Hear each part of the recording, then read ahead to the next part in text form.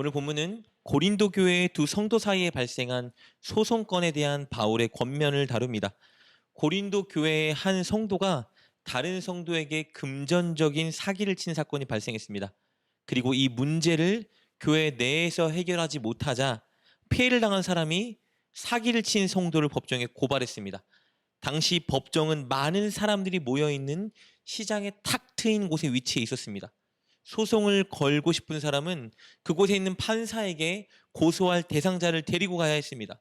그렇다면 소송이 발생할 때마다 많은 사람들에게 그 사건이 노출되고 그 사건에 대한 소문이 일파만파 퍼져 나갈 것입니다. 그것에 대한 입소문이 막 퍼져 나갔겠죠? 성도들 간에 고소하고 고발한 문제도 그렇게 세상에 퍼져 나갔습니다. 바울은 이 문제를 지적하는데요. 1절 말씀입니다. 너희 중에 누가 다른 이와 더불어 다툼이 있는데 구태여 불의한 자들 앞에서 고발하고 성도 앞에서 하지 아니하느냐. 바울은 성도 사이에 이런 금전적인 속임수가 발생한 것도 가슴 아팠지만 무엇보다 이 문제를 가지고 하나님을 믿지 않는 세상의 판사에게 찾아가는 것에 충격을 받았습니다. 왜냐하면 하나님의 뜻과 가치관을 이미 부여받은 성도가 자신들 사이에 발생한 문제를 해결하기 위해 세상의 판사를 의지했다? 이것은 이 자체로 신앙 공동체로서 교회의 실패를 의미했기 때문입니다. 그런데 이 부분에 대해서 이해가 안 가시는 분도 계실 거예요. 아니, 교회 안에 성도들 사이에 발생한 문제를 해결하기 위해서 법정으로 가지고 가는 일이 뭐가 문제야? 뭐가 잘못인데라고 생각할지도 모릅니다. 이것은 바울이 생각하고 있는 교회의 정체성에 따라 이해해야 합니다. 바울이 생각하는 교회는 세상의 진리와 그들이 가야 할 길을 가르쳐주고 제시해줘야 하는 곳입니다. 세상 사람들이 가진 문제에 대해서 바른 답을 제시해 주는 곳이 바로 교회인 거예요. 그런데 교회가 세상에게 가르침을 받고 판단을 받고 있으니 바울 속이 터졌던 겁니다. 2절 3절 말씀입니다. 성도가 세상을 판단할 것을 너희가 알지 못하느냐. 세상도 너희에게 판단을 받겠거든 지극히 작은 일 판단하기를 감당하지 못하겠느냐. 우리가 천사를 판단할 것을 너희가 알지 못하느냐. 그러하거든 하물며 세상 일이랴. 바울은 성도가 즉 교회가 세상을 판단해야 하는 곳이라고 교회의 역할을 말합니다. 그리고 마지막 때에 예수님이 재림하실 때 분명히 이 세상의 죄와 타락한 천사들을 심판하실 텐데 그때 교회는 그 심판에 동참하는 곳입니다. 마지막 때 교회가 세상을 심판하는 것에 동참한다는 것은 어떤 의미를 가질까요?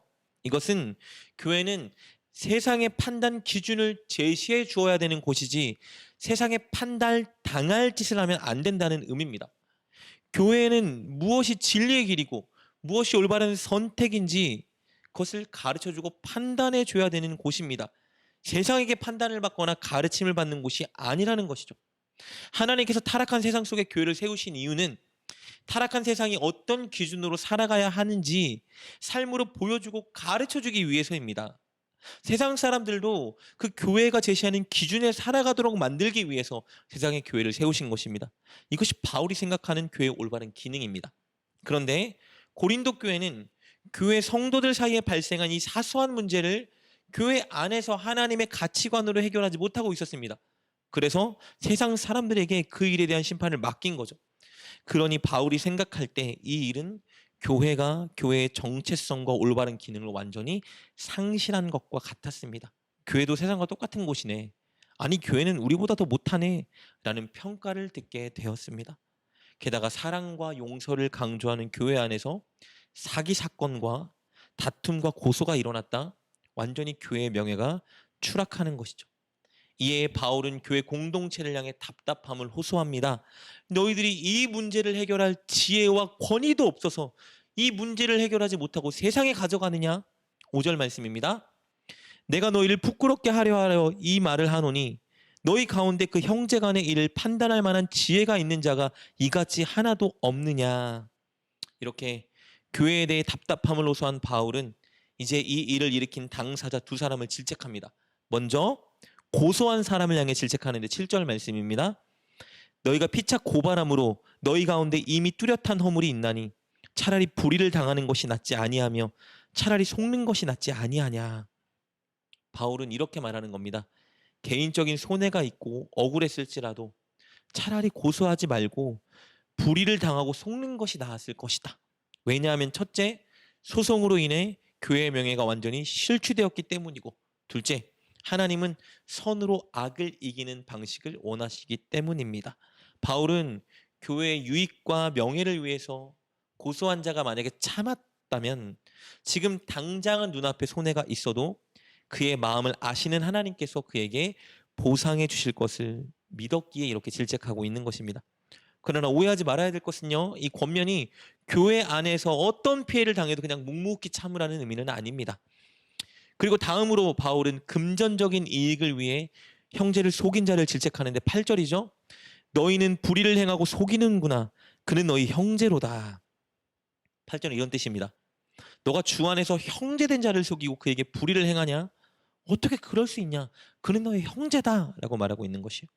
이렇게 두 당사자를 질책한 바울은 이제 교회 모든 공동체를 향해 권면합니다. 우리 9절과 10절입니다. 불의한 자가 하나님의 나라를 유업으로 받지 못할 줄을 알지 못하느냐? 미혹을 받지 말라. 음행하는 자나 우상 숭배하는 자나 간음하는 자나 탐색하는 자나 남색하는 자나 도적이나 탐욕을 부리는 자나 술 취하는 자나 모욕하는 자나 속여 빼앗는 자들은 하나님의 나라를 유업으로 받지 못하리라. 바울은 하나님을 믿으면서도 이전처럼 죄를 짓고 살아가는 성도들은 하나님의 나라를 유업으로 받지 못한다, 강력한 경고를 날리고 있습니다.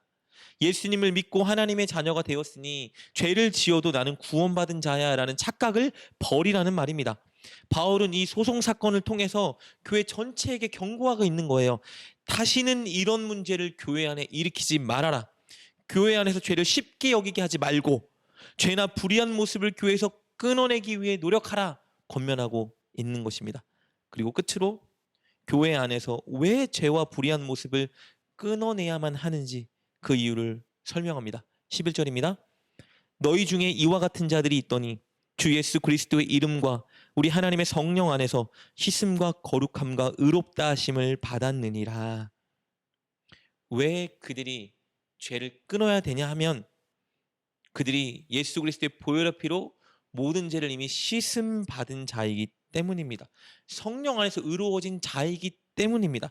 11절에서 바울은 먼저 이렇게 말했죠. 너희 중에 이와 같은 자들이 있더라. 이 말은요, 고린도 교회 성도들이 예수님을 믿기 전에는 9절과 10절에서 언급한 그런 죄를 다 짓고 살았다는 겁니다. 그런데 예수님을 믿었고 이제 그들은 이전과 다른 새 사람이 되었다는 거예요. 죄 씻음을 받았고 믿음으로 의로워진 사람이 되었습니다. 그런데 다시 이전의 모습으로 돌아가 그런 죄를 짓는다면 그것은 예수님의 십자가의 희생과 사랑을 값싼 은혜로 전락시켜 버리는 것이기 때문입니다. 그래서 바울은 예수님으로 인해 죄 씻음을 받고 의로워진 존재가 되었으니 이제 제발 새로워진 존재답게 살아야 한다 권면하고 있는 것입니다. 바울은 어제 본문과 마찬가지로 오늘 본문에서도 이렇게 교회의 정체성을 강조하며 그들의 문제를 바로잡아 줍니다. 우리는 오늘 본문을 통해서 우리의 정체성을 바로 인식해야 된다는 것을 배울 수 있습니다. 우리는, 그리고 교회는 깨끗하고 거룩하여진 의로운 공동체입니다. 우리는, 교회는 세상이 따라야 할 기준을 제시해 주는 곳입니다. 그렇기에 우리는 먼저 늘 우리 안에, 그리고 우리 모임 안에 죄의 요소와 하나님이 기뻐하지 않는 모습을 없애기 위해 노력해야 됩니다. 나부터 노력하고 성도들이 거룩할 수 있도록 도와주며 기도해야 합니다. 그리고 우리는 늘 세상이 따라야 할 길과 가치관을 그들에게 보여주어야 합니다. 그렇게 이 땅에서 빛과 소금의 역할을 하기 위해 우리가 부름받았기 때문입니다. 사랑하는 여러분, 우리는 세상의 바른 길과 바른 선택과 바른 행동의 기준을 제시해 주어야 하는 사람들입니다. 그것을 위해서 우리 함께 먼저는 내 안에 있는 죄, 우리 공동체 안에 있는 죄를 늘 경계하고 주님이 가르쳐 주신 가치관과 말씀을 따라 행동해야 합니다. 그리하여 세상의 진리를 가르쳐 주고 보여주는 소금과 빛의 교회가 될 수 있기를 주님의 이름으로 축복합니다. 기도하겠습니다. 하나님, 우리가 늘 예수님의 말씀과 하나님 나라의 가치관으로 살아가게 하여 주옵소서. 우리가 늘 세상의 빛과 소금이 되기 위해서 서로를 잡아주고 격려하며 권면하고 하나 되기 위해 힘쓰게 하여 주옵소서. 그리하여 세상이 어떻게 살아가야 할지 기준을 제시해주고 그들을 주님께로 인도하는 교회가 되게 하옵소서. 예수님의 이름으로 기도드립니다. 아멘. 오늘 말씀을 통해 깨닫고 결단한 것은 무엇입니까? 그것을 붙들고 하나님께 기도합시다. 그리고 그렇게 실천하며 하루를 살아가는 여러분 되시길 주님의 이름으로 축복합니다.